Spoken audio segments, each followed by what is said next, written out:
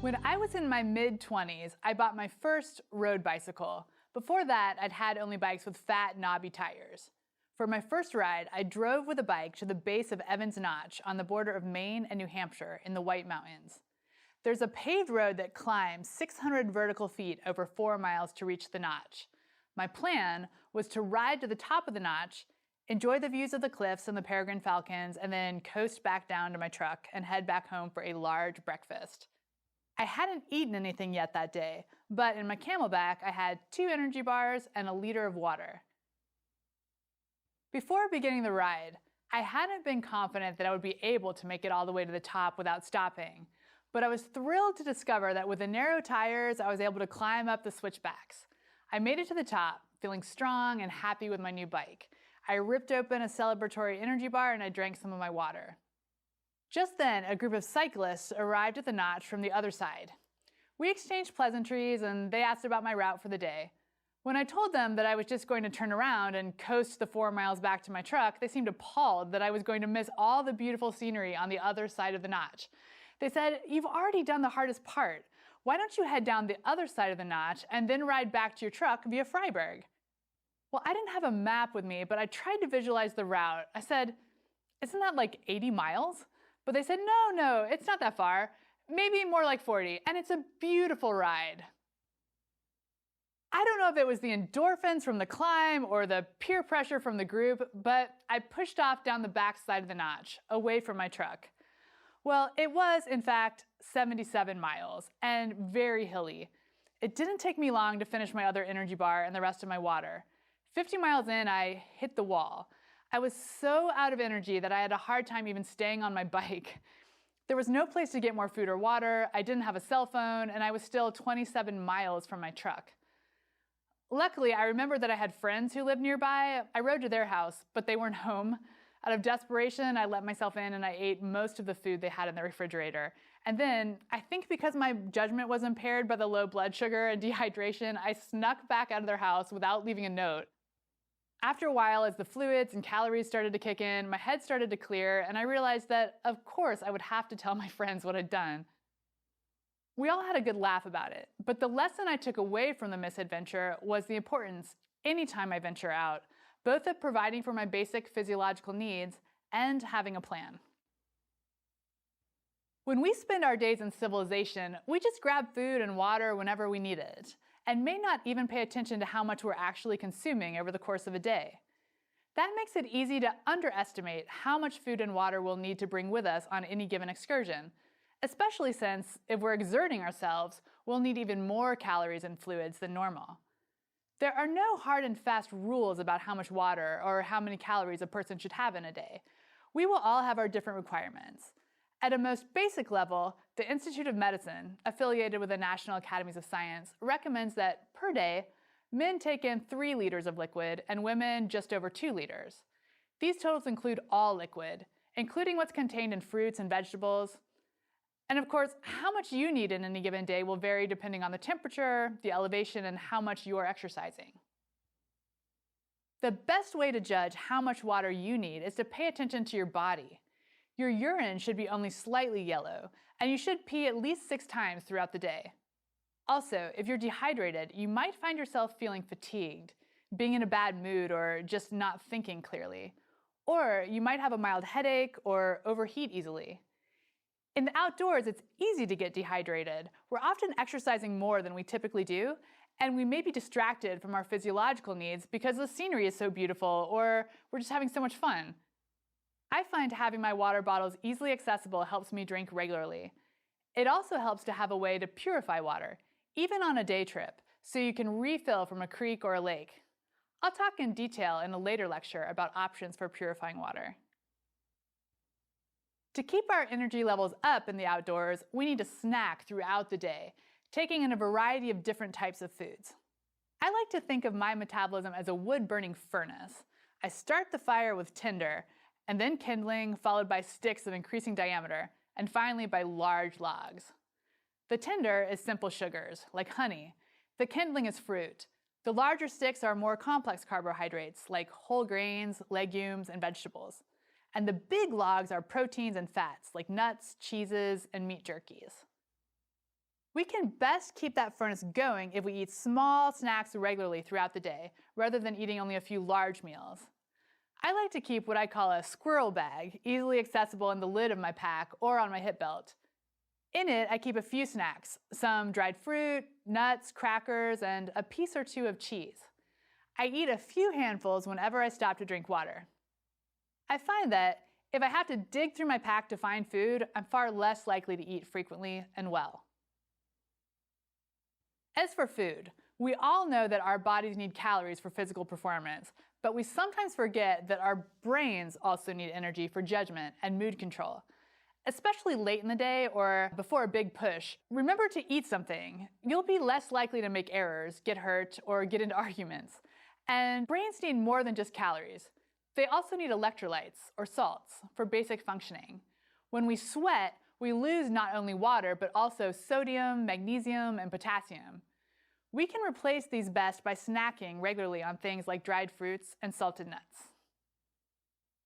If it's extremely hot and we're drinking plenty of water but sweating profusely, it can be possible to flush out enough of our salts that we can develop water intoxication, or hyponatremia, which means literally not enough salt.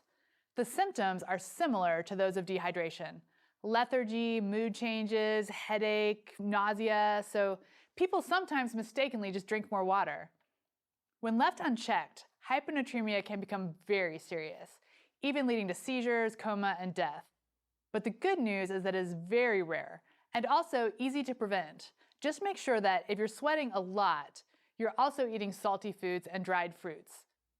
You can also add packets of electrolytes to your water if you're really pushing yourself hard in the heat. Thinking back to my misadventure on my road bike, about the only thing I did right was check the weather before heading out. Since we spend most of our lives inside, we often don't appreciate just how dangerous the weather can be. But lightning, strong winds, hail, and heavy rains can be deadly when we can't seek shelter inside a modern building. We'll cover weather-related safety in more depth in a later lecture, but at the most basic level, just remember to check the forecast and radar before going outdoors. Other than providing for our basic physiological needs and avoiding severe weather, knowing how to avoid unpleasant encounters with animals is a key aspect of basic outdoor safety. Before heading out, research what types of wild animals live in your area and what the current recommendations are for dealing with them. Bears are certainly one of the animals that capture our imaginations and fuel our fears about going outdoors. Like most fears about the outdoors, however, these are often overblown. With some basic precautions, we needn't be overly worried. Grizzly bears have a relatively small range. In North America, they're mostly restricted to Alaska, western and northern Canada, and Montana. There are also small populations in a tiny section of Washington state and a little bit of eastern Idaho and western Wyoming. Grizzly bears are generally more dangerous than black bears. So if you are going to be recreating outdoors in grizzly habitat, check with local land management agencies about what precautions to take. This will likely include making noise as you hike so you don't surprise them, hiking in groups, staying on trails, looking for signs of bears and avoiding them, and not hiking between dusk and dawn. Minimizing food odors, knowing how to appear less threatening, and carrying bear spray to ward off an imminent attack. Local agencies can also help you know how to respond if you're actually attacked, which will depend on the circumstances and the intentions of the bear, but will never include running or climbing a tree. Recommendations might also include avoiding areas that are known for bear encounters and bringing bear-proof food containers or portable electric fences to protect your camp. Again, the recommendations will vary from place to place and potentially even from year to year. So if you are going to be traveling in grizzly country, check with the local agencies to see what they currently recommend. The website for Yellowstone Park is an excellent resource for best practices around grizzlies. For most of us, we'll be recreating in the realms of black bears instead of grizzlies. I've spent hundreds of days camping in black bear country and have very seldom seen them. And when I have, they've usually been running the other way, catching a sniff of us humans. Unless a black bear has been habituated to humans and human food, they're most likely afraid of us. If we keep our food secure and don't threaten, harass, or sneak up on black bears, they will most likely leave us alone. In a later lecture, we'll talk more about methods for keeping food safe from bears. If you're in an area that is known for high numbers of black bears, you might talk, sing, or wear little bells as you hike to make sure you don't startle a mother with cubs. If you do see a black bear, you can just say, "Hey bear," to let it know that you're a human. Mountain lions, also known as pumas, panthers, or cougars, are the other wild animal that stokes our fears. But as with bears, with some knowledge, we needn't let our fear keep us from going outdoors in North America. Mountain lions are most common in the mountainous western regions, reaching from Mexico up through British Columbia and Canada. There's also a small population in southern Florida, and they're occasionally spotted in other places east of the Mississippi River. But you're unlikely to see a mountain lion, even if you're recreating in their habitat. They're most active from dusk through dawn. They don't typically consider humans to be prey, and they tend to be reclusive. Attacks on humans are rare, but they do happen. People targeted are usually small in stature, especially children or petite women, or people who are running. The best way to avoid being a target is to keep children close to you while hiking, and hike in a group. A mountain lion is looking for an easy meal. There are likely lots of deer around. All you have to do is look like a more risky or difficult choice than a deer. If you do encounter a mountain lion, don't run. Instead, look as threatening as possible. Use intense eye contact, shout, raise your arms above your head. Usually this will cause the mountain lion to retreat. If you are attacked, fight back. There are many cases where a mountain lion abandoned an attack on a human when the human fought back, even with bare hands. This is not the time to play dead. Most people do not have the same level of concern about an attack from a wolf or a coyote. This is probably because in North America, encounters between humans and wolves or coyotes are very, very rare. They mostly hunt at night, and they tend to be afraid of humans. If you do see them during the day, they're likely just moving from one part of their territory to the other, and when they catch a whiff of you, they typically run away. All you need to do to be safe in the territory of wolves and coyotes is avoid provoking them. Don't try to get close to them or feed them, and if you are camping or hiking with your dog, keep it on a leash. There have been incidents of wolves attacking domestic dogs, especially in remote areas. Snakes, spiders, scorpions, and stinging insects are the other animals that deserve special mention. Research the varieties that are present where you'll be recreating. Learn how to identify them, how to avoid them, and what to do if you're bitten. Of course, bring an EpiPen with you if you are allergic to bees, wasps, fire ants, or scorpions. The risk posed by venomous snakes can be managed by leaving snakes alone. They're not aggressive and will bite only when threatened. In fact, 2 researchers from the University of Georgia, to test how the snakes would react, aggressively approached and even picked up 45 different cottonmouth snakes in the wild. Now, the scientists were using protective equipment. This is definitely not recommended at home. Surprisingly, 3/4 of the snakes used defensive tactics only, even after being picked up. Snakes really don't deserve the bad reputation we've given them. Other than just leaving snakes alone, the other precaution to take is to wear boots and long pants or gaiters if you'll be hiking through tall grass, rocky areas, or over log piles where snakes might be hiding. And of course, don't pick them up. Use a flashlight if you're walking at night, and don't spread your sleeping bag out before you're ready to get into it. I know a woman who worked for years as a raft guide in the Grand Canyon, and on one trip where her mother was a client, she broke with her normal protocol and, after getting her mother situated in her sleeping bag, spread her own bag out next to her mom, and then went about finishing her other camp chores before crawling into bed. When she slid her legs down into her sleeping bag, she felt a snake inside. She froze completely still and then waited for what must have seemed like forever until the snake made its way out of the sleeping bag, slithering right over her collarbone and out past her head. I love this story because not only does it remind me to keep my sleeping bag in its stuff sack until I'm ready to crawl into it, but it also reassures me that snakes don't really want to bite humans. If you are bitten, don't panic. Just wash the bite with soap and water. Try to keep the bite below your heart and get to medical attention as soon as possible. If you can, snap a photo of the snake. That'll help the doctor with a diagnosis. The risk posed by most spiders and scorpions can be managed by shaking out clothing and shoes before putting them on, and avoiding sticking hands into leafy debris or wood piles, or reaching blindly under rocky ledges. Some spiders also like to hang out in outhouses, so some people take the extra precaution of using a stick to clean out any webs under the seat before sitting down. In North America, there are only 2 species of venomous spiders, the black widow and the brown recluse, also known as the fiddleback or violin spider, due to the fiddle-shaped marking on its back. Black widows are most common in the southern and western parts of the United States, and brown recluses are most common in the Midwest and the South. Neither spider is aggressive, and bites on humans are rare.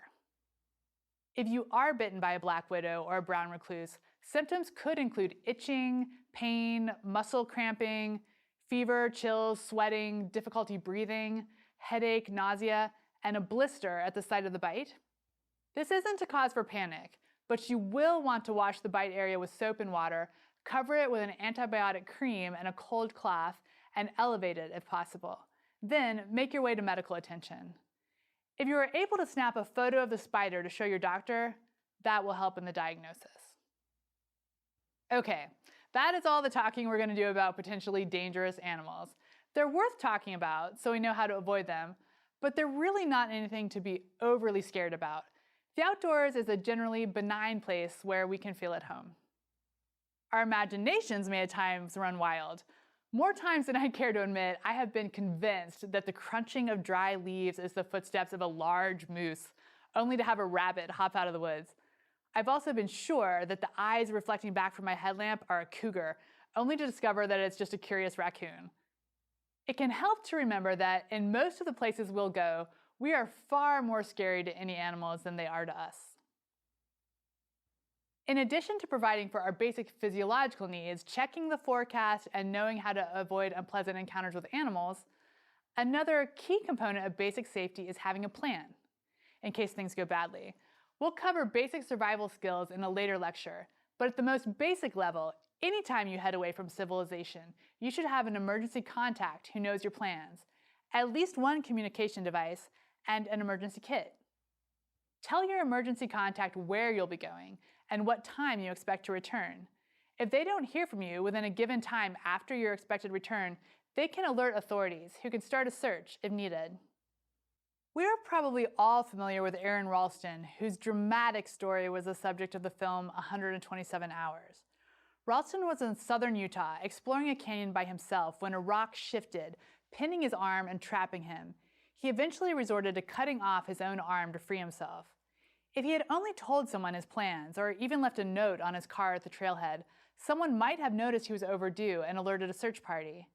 It would be a bad feeling being trapped and knowing that no one will be looking for you. You should also have at least one communication device with you when you venture out. Of course, this could be a cell phone or a VHF radio or a satellite communication device, but it could also be a whistle. 3 blasts of a whistle is a widely recognized signal of distress. Repeated over the course of hours or days, there is a good chance that someone will hear it. In fact, if Ralston had used a whistle during his ordeal, it's likely that I might have found him. I was leading a group on a backpacking trip in Horseshoe Canyon at the same time that Ralston was trapped. His site was Blue John Canyon, a short side spur off of Horseshoe.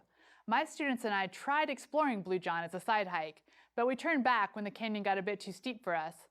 In his book, Ralston writes that he hallucinated, thinking he heard voices and laughter coming from down the canyon.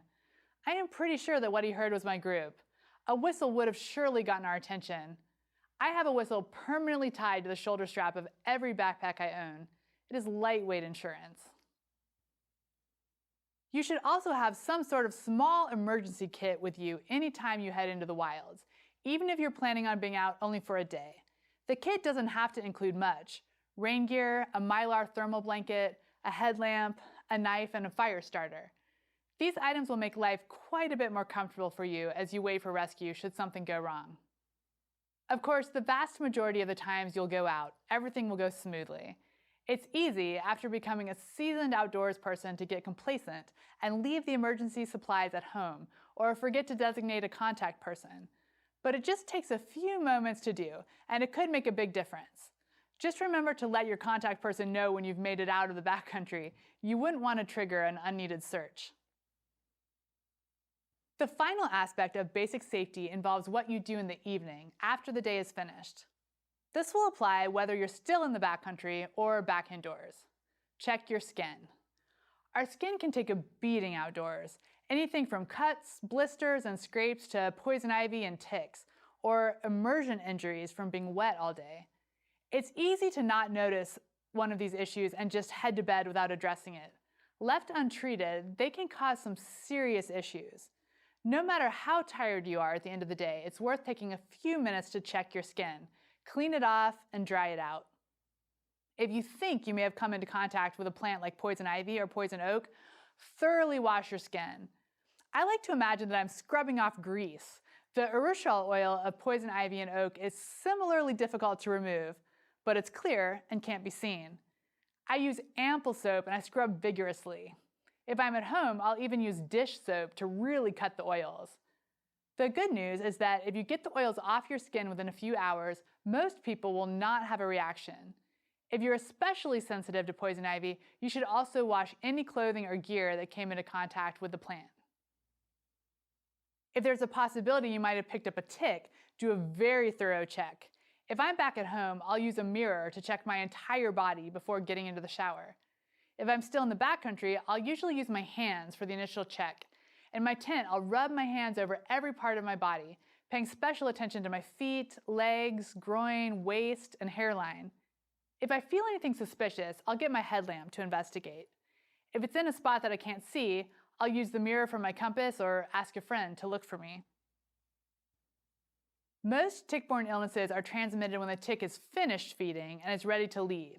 In the process of trying to disengage its mouth parts, it regurgitates a little fluid back into your body.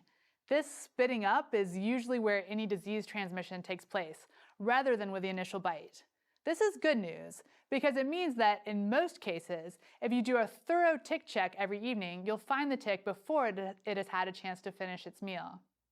When you do find a tick that is already attached to you, you'll need to remove it very carefully, in a way that doesn't squeeze its belly, stress it out, or otherwise cause it to decide to back out on its own. There are a lot of popular methods for removing ticks that are not safe. For example, burning it, smothering it, or spraying it with something it doesn't like. All of these methods make the tick decide to leave, and when it backs out under its own volition, you're in the most danger of contracting a disease. The safest way to remove a tick is to take needle-nose tweezers and grasp it gently but firmly as close to your skin as possible, and then pull back smoothly and gently in a straight line with its body. Once the tick is out, dispose of it, and then clean the wound with soap and water and an alcohol wipe.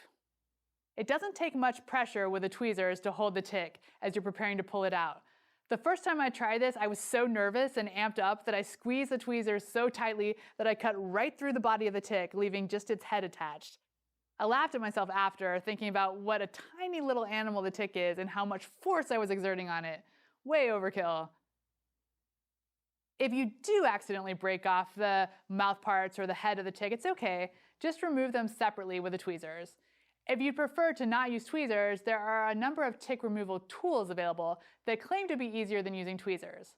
Look for a tool that avoids squeezing the abdomen and doesn't break off the mouth parts. Ones that twist the tick out seem to work well. Continue to monitor the next few days or weeks.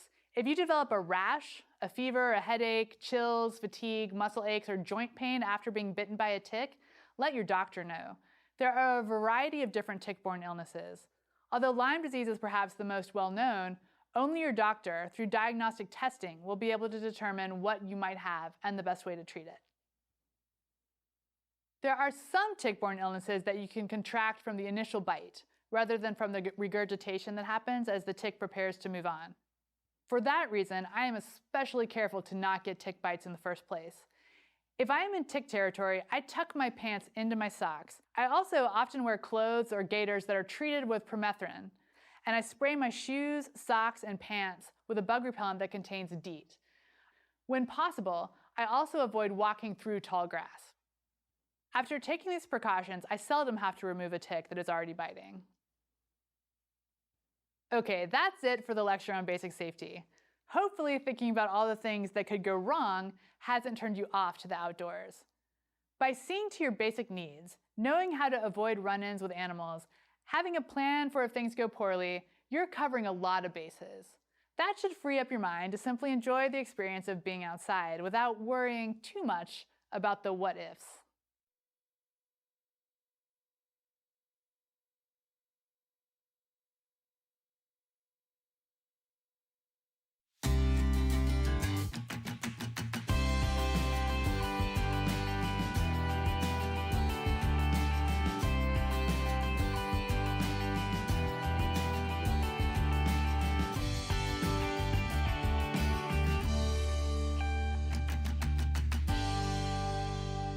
Once, on a month-long canoe trip I was guiding when I was still a fairly inexperienced trip leader, we had just spent an entire day windbound on an island in a very large lake.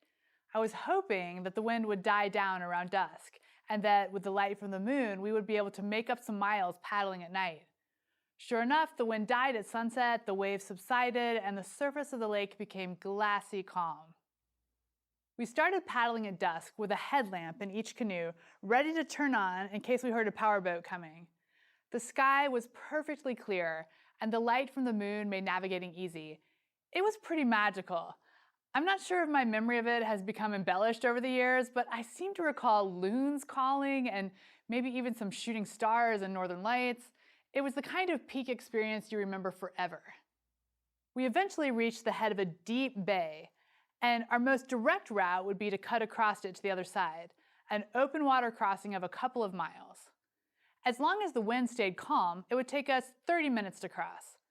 But crossing the bay and leaving the protection of the shore was a risk.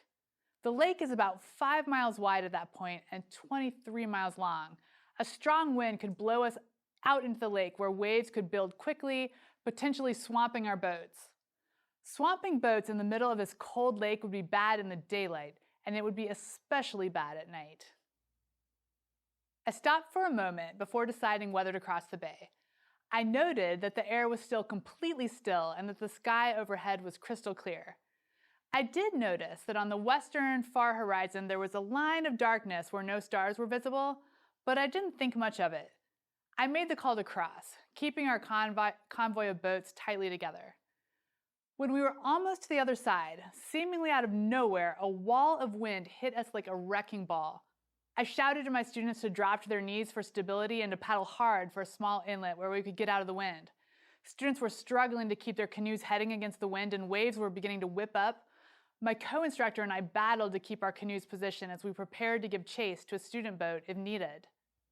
Luckily, everyone made it into the shelter of the tiny cove, but it was a risk that I should not have taken. If I had known more about using clouds to forecast impending weather, I would have recognized that that sharp line of dark clouds on the western horizon was a fast-moving cold front, most likely with violent winds and perhaps with lightning. Instead of starting the crossing, I would have suggested we make camp. We would have had just enough time to get our tents up and crawl inside before the winds hit. Severe weather is one of the greatest hazards in the backcountry. You should check the forecast and the radar before heading out. If you'll be out for more than a day, consider bringing a smartphone with weather apps, a weather radio, or a satellite communication device that can receive weather reports. If you're about to start an open water crossing or a hike for a summit, check the most recent forecast. Even if you have access to a professionally issued weather forecast, you should learn to recognize general patterns and know what type of weather they might bring, how quickly it will arrive, and how long it might stay. This will be helpful not only if your technology should fail you, but also if the conditions in your immediate area are different from the conditions at large. For example, if you're near a steep mountain or a large body of water that might create its own weather patterns, the conditions you experience might not be the same as what is being reported from the weather station at the nearest town. Plus, it's just fun to pay attention to the clouds, wind, barometric pressure, and other signals to try to make your own forecasts. A basic understanding of what makes weather will help. Clouds are formed when air rises. As air rises, it cools, and the water vapor in it condenses. There are 3 main causes of air rising. It could be that air bumps up against a mountain and has to go up and over it. As it climbs up the slope, it cools and clouds form on the upwind side of the mountain. A second cause of air rising would be local convection. If the sun really heats up the ground over the course of the day, air will rise, often forming thunderheads in the afternoon. This is the classic summer weather in a lot of the country. As a kid, growing up in the Midwest, I remember hot and humid summer days where our late afternoon swimming sessions seemed to always be cut short by thunder. The third cause of air rising is a front. Whereas the first two causes are usually more localized, fronts can cover hundreds of miles. When you look at the radar and you see a swath of thunderstorms reaching from Minnesota down to Oklahoma, that is a front. At its most basic level, a front is where two air masses meet. An air mass is simply a bunch of air with similar temperature and humidity. For the backcountry enthusiast with only minimal tools for forecasting, there are really only two types of fronts that we can predict based on our observations: a cold front and a warm front. A warm front is where a warm air mass runs into a cold air mass and slowly pushes the colder air out of its way. Given what you know about the relative densities of cold and warm air, I bet you can guess what will happen when warm air runs into cold air and tries to push it. The cold, dense air resists pushing, and the warm, less dense air starts to slide over the top of the cold air. As the warm air slides over the cold air mass, the warm air rises and starts to form clouds. It's difficult for the less dense warm air to push the dense cold air, so it often takes a few days for a warm front to pass a given location. If you were standing at the leading edge of a warm front and looked up, you would see high, wispy cirrus clouds, the ones that look like mare's tails. As the front continued its slow march, the clouds would get lower and thicker, the stratus clouds that layer across the entire sky. As the front continues to move and lower, you might eventually see nimbus clouds, the heavy, dark rain clouds that let you know you're about to get soaked. Or if you're lucky, it could be only a weak warm front, which might dissipate after only threatening rain. The precipitation associated with warm fronts is usually steady, but not violent. It's the kind of rain or snow that sticks around for the entire day and then slowly, ever so slowly, clears up. It can take several days for a warm front to pass a given location. So if you look up on Friday of your canoe trip and see wispy cirrus clouds, you might expect a chance of rain by Saturday evening or Sunday morning. If you continue watching the clouds through Saturday and see them thickening and lowering, you'll be even more convinced of the chance of rain. It's not likely to be the type of rain that will make you significantly alter your route. You'll just want to make sure you have your rain gear on the top of your pack and that you avoid setting up your tent in a depression. A cold front, on the other hand, is a different beast. When cold, dense air runs into warm, less dense air, it bulldozes underneath it, moving quickly and shoving the warm air up and out of its way, with a front sometimes moving as quickly as 20 miles per hour or more. As the warm air gets aggressively lifted, it turns into thunderheads, often with a classic anvil shape. In contrast to the more gentle precipitation of a warm front, cold fronts can be violent, sometimes with thunderstorms, hail, and squalls, or even tornadoes. The temperature can also drop significantly in the course of just a few minutes, but the band of precipitation in a cold front is usually more narrow than that in a warm front, so it likely won't be an all-day affair. It's more likely to pass by quickly and then clear up. It's unfortunate that the more dangerous of the two fronts is the one that doesn't give you much warning. In contrast to the slow-moving warm front with its gentle slope that gives you a day or two to notice the clouds as they slowly lower onto you, the cold front's steep slope means that before it hits you, you might look up and see a mostly clear sky. This is what happened to me on that night paddle. The sky above me was completely clear, and I failed to appreciate the significance of a dark line of clouds on the western horizon. Whereas a warm front might not impact your itinerary much, an impending cold front is a good reason to alter plans. Their unpredictable and sometimes violent nature means you don't want to be on a mountaintop or in the middle of a large body of water when they hit. As any front passes, whether it's a warm front or a cold front, you'll notice that the clouds will start to break up and the precipitation will start to clear. The wind will shift and the atmospheric pressure will rise. If you happen to have a watch with an altimeter or a barometer, you'll be able to track the fronts passing by watching the pressure begin to climb. After the front passes, you might consider resuming whatever activity you were doing before, but continue to keep an eye on the skies. Be especially alert after a warm front passes, as a cold front often follows, although the timing would be impossible to predict in the backcountry. There are two other types of fronts, stationary and occluded. Predicting these is more in the realm of the professional meteorologist than the backcountry enthusiast, as you can't simply read the clouds ahead of their arrival. But at least knowing what they are will allow you to forgive yourself if your amateur forecast is proven wrong. A stationary front is where the battle line between the two air masses stalls in one spot. If you find yourself in a downpour that just never seems to end, you might be under a stationary front. In that case, keep an eye out for flooding and be prepared to move to higher ground if necessary. In an occluded front, a fast-moving cold front sneaks up on and overtakes a slow-moving warm front. The rain of the warm front can block from view the thunderheads of the approaching cold front, so you won't know the cold front is coming until that first crack of thunder. This can be surprising and disconcerting to the backcountry traveler who interpreted the clouds as an oncoming warm front and assumed that the rain and winds would stay mild. Keeping an eye on the clouds is the main way I try to predict what weather might be coming my way in the backcountry, but there are a few other clues you can look for as well. A sudden shift in the direction of the wind or the temperatures of the air should get your attention. And as you might imagine, there are countless traditional methods that rely on observing animals, insects, plants, and other natural phenomena. The ones I find the most useful and reliable are related to the low atmospheric pressure that accompanies a weather front. During low pressure, smoke from a campfire or a chimney will swirl back down towards the ground rather than rising straight up. Also, insects will fly lower to the ground, so it may appear to you that they're swarming. Also, fish may feed enthusiastically. If you notice these signs of low pressure, it could be that unstable weather and precipitation are on their way. Of course, noticing all these signs of incoming hazardous weather requires you to be paying attention to your surroundings. If you missed these early indicators, hopefully you won't miss thunder. Thunder is nature's wake-up call telling you to find shelter. Lightning is one of the most dangerous things you'll encounter in the outdoors.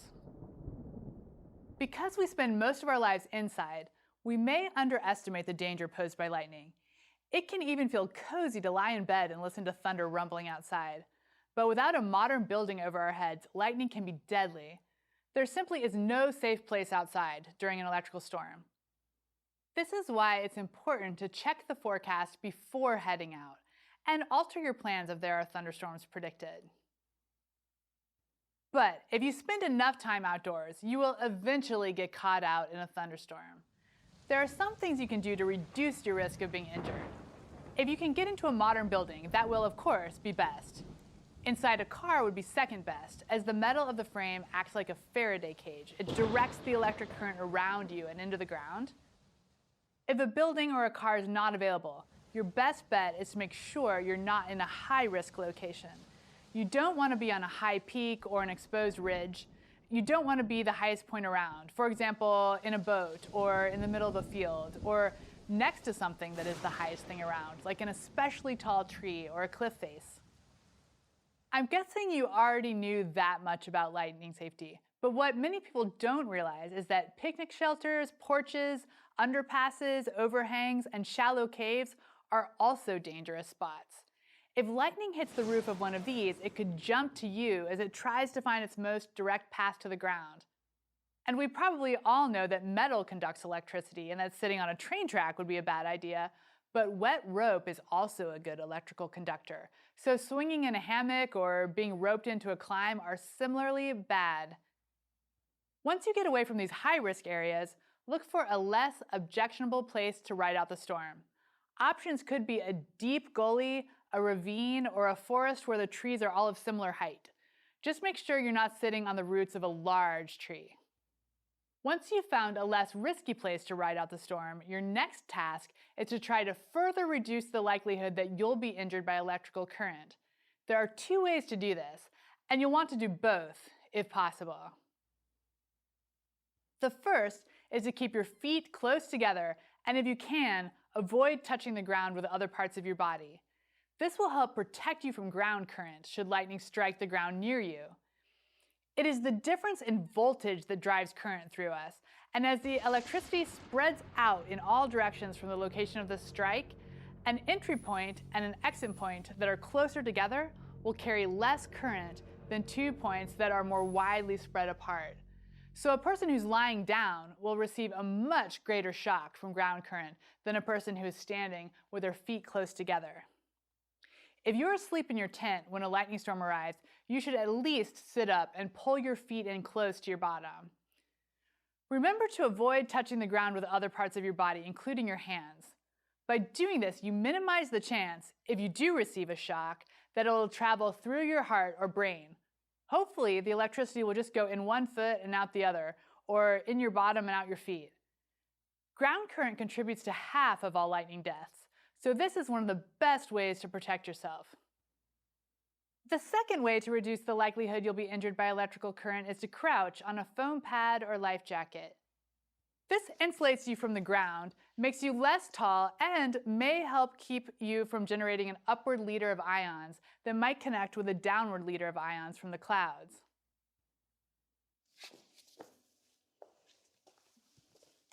Crouching on a foam pad with your feet close together is often called the lightning position. Assuming you've already moved from a high-risk place like a ridgeline or a summit into a lower-risk place like a deep gully or a uniform forest, crouching in the lightning position will be your best way to minimize your risk. Many people, myself included, would have a difficult time physically holding this position for very long. If you find yourself tiring, the next best position is sitting on your foam pad with your knees hugged tightly to your chest, your feet close together, and your hands off the ground. This is much more comfortable than squatting. In fact, I found I can even fall asleep in this position if the lightning storm continues for hours. If possible, spread out at least 20 feet from other people in your group. This will reduce the chance that all of you will be hit at the same time. This will leave some people to do first aid on anyone who has been injured. If the strikes are very close, cover your ears with your hands to protect your hearing. The trick is knowing the timing of when you should be in lightning position and when it is safe to relax. Counting the seconds between the flash of lightning and the crack of thunder can give you a reliable indicator of how far away the storm is. Every 5 seconds equals a mile of distance between you and the strike. Many outdoor schools, including Outward Bound, have policies that when the strikes are 5 miles away, so 25 seconds between flash and bang, you are actively trying to get to a safer location. This means getting off the water if you're in a boat, or quickly descending if you're on a ridge or a peak. When the strikes are 3 miles away, so 15 seconds between flash and bang, if you've made it to a safer space, you should assume the lightning position. If you're still in an exposed location, you should keep moving towards a less objectionable spot. Stay in the lightning position until you are confident that the storm has moved away from you. What you'll be listening for is a general pattern of the strikes getting farther and farther away, and no close strikes for quite some time. Remember that lines of thunderstorms can be very wide, and there can be strikes several miles in front of or behind the main line. Several years ago, there was an Outward Bound group in the Boundary Waters Canoe Area Wilderness in northern Minnesota that assumed the lightning position, crouching on their foam pads in the woods, all spread out with one instructor on each end of the group. The lead instructor was listening to the storm's movement and counting the seconds between flashes and bangs. He thought the storm had perhaps moved past them, so he got up and walked over to the other side of the group to talk to the other instructor to see what he thought about releasing the group from the lightning position. As the two were standing talking with each other, they both were struck. This is a good reminder to be conservative in your assessment of lightning and, when in doubt, to stay in the lightning position for a bit longer to be sure the storm has fully moved on. This story is also a good illustration of appropriate first aid for lightning strike. The lightning stopped the hearts of both instructors. Luckily, before being hit, the instructors had taught the students that the first aid for someone whose heart has been stopped by lightning is CPR, cardiopulmonary resuscitation. The students tried CPR on both instructors and were able to successfully resuscitate one of them. the odds are actually quite good of CPR working on a victim of a lightning strike. And as a rescuer, it's safe for you to touch the person. They don't hold any electrical current after the strike. The victim may have some other injuries like burns or fractures, but don't let these distract you from the real emergency, which is getting their heart and breathing restarted. Although their heart may restart quickly, sometimes their breathing control center takes longer to recover. So after their heart restarts, you may need to continue breathing for them for a little while. Sometimes, just before someone is struck by lightning, they feel the hairs on their arms or the back of their neck stand up. If it's night, they may also see a faint blue glow on objects like tall trees or rock outcroppings. This is called a corona. Sailors call it St. Elmo's fire. You might also hear a faint crackling sound or smell ozone, which smells like a cross between a swimming pool and a copy machine. If you sense any of these signs of electrostatic field around you, quickly step away from any tall objects. Spread out from other people and drop into the lightning position. You might have only seconds before a strike. If you're in tornado country, it's an especially good idea to have a weather radio or another device that can give you a professional forecast and weather alerts. Obviously, if you can get inside a modern building, that's better than being outside. If you're at a campground, a cement outhouse would be a good option. What you want is something to protect you from flying debris and to keep you from becoming airborne. If you're in the wilderness, a low-lying depression on the ground might offer you some protection from the wind. Just make sure it's not a gully that might channel a flash flood. If you have a helmet, put it on. If not, protect your head with your arms. But as dramatic as tornadoes are, your chances of encountering one while you're in the backcountry are really quite low, especially if you check the forecast before heading out. So don't let that fear keep you from recreating. Flash floods are the other main risk associated with backcountry severe weather. In fact, the outdoor school, Knowles, has had more near misses with flash flooding than they have had with lightning. Sometimes the water can rise even when your particular location hasn't received any rain. I was once camped in a canyon on the Rio Grande, on the border with Mexico. It was a completely clear, calm, starry night, but seemingly out of nowhere, the water started to rise. Flash floods aren't typically the wall of water that you see in movies. The water just started to rise gradually, but it kept coming. Soon we were all scrambling to grab our food and equipment and shuttle it to higher ground. Later we found out that many, many miles away, over the Rio Conchos in Mexico, there had been a heavy rainstorm. Before making camp, make sure you know the topography of the land around you, and if you're camping in a drainage, how far back the watershed reaches. If there's a chance of rain, make your camp on high ground, and make sure there are escape routes where you can hike to even higher ground if the water should start to come up. All this talk of severe weather might have you second-guessing whether you want to go outside in the first place. But although severe weather is a real threat, we can manage it by paying attention to the forecast and to our surroundings. Practicing that awareness is not only good risk management, but it can also be fun. We can start to feel much more connected to the natural world as we hone our powers of observation. In addition to paying attention to the weather, I also track the sun's movement and the moon's phases while I'm outdoors.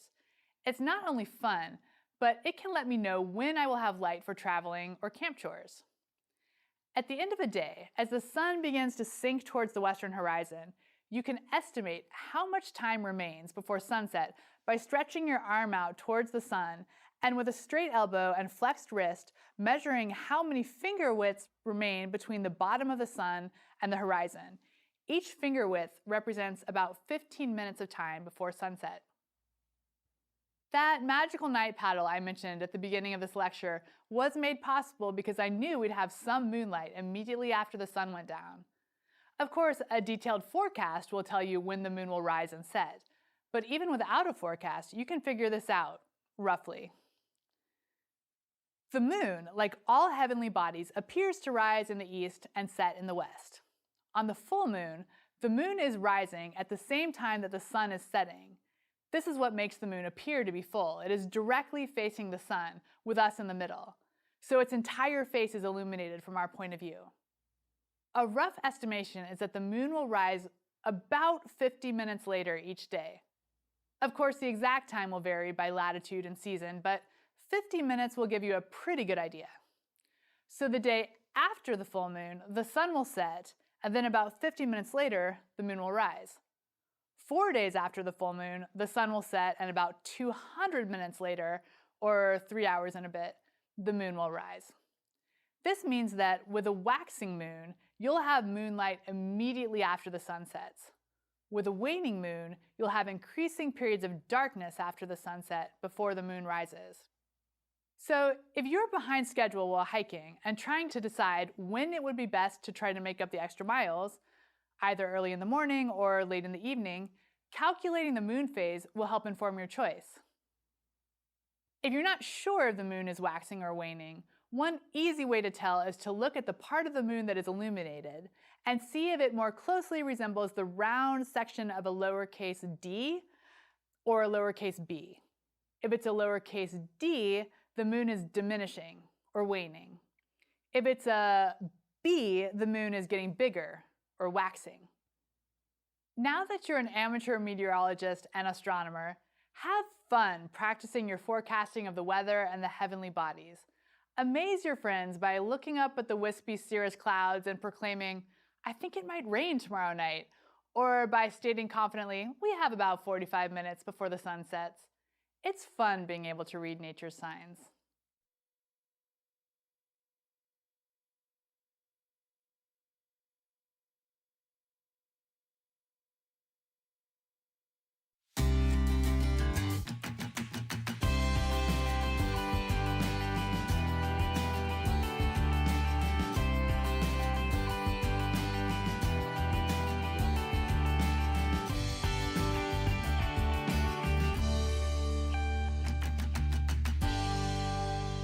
When you're driving to somewhere you've never before been, if you're like most people, you probably navigate using GPS and mapping software, perhaps accessed through your phone. If you do, you've likely had the experience of mindlessly following the spoken directions without having a clear mental picture of where you are in relation to your surroundings or even what direction you're facing. A GPS and mapping software usually does a pretty good job of bringing us efficiently to our destination, but when we use it, we miss out on the experience of building a mental model of our surroundings and keeping track of where we are within it. It can be fun and empowering to feel that you know a city and can, without the help of a GPS, find your way to your destination or even make your own detour around congestion. Besides just being fun, there is some evidence from neuroscience that exercising the part of your brain that is responsible for keeping track of your location in three-dimensional space can help you keep mentally sharp into old age. So there are more than a few reasons to put down the GPS and pick up a map instead. In the backcountry, relying exclusively on a GPS for navigation has the same drawbacks as it does while driving. It encourages us to mindlessly follow its arrow rather than actively building a mental model of our surroundings. Also, a GPS can be a finicky piece of electronic equipment. If it stops working while driving, it's not a big deal. We can just pull into a gas station to ask directions. It would be much more consequential if it stopped working in the backcountry, especially if we'd been relying exclusively on it for navigation and didn't have a clear picture of where we were or which direction was which. As an example of the dangers of relying solely on a GPS unit, when I was working for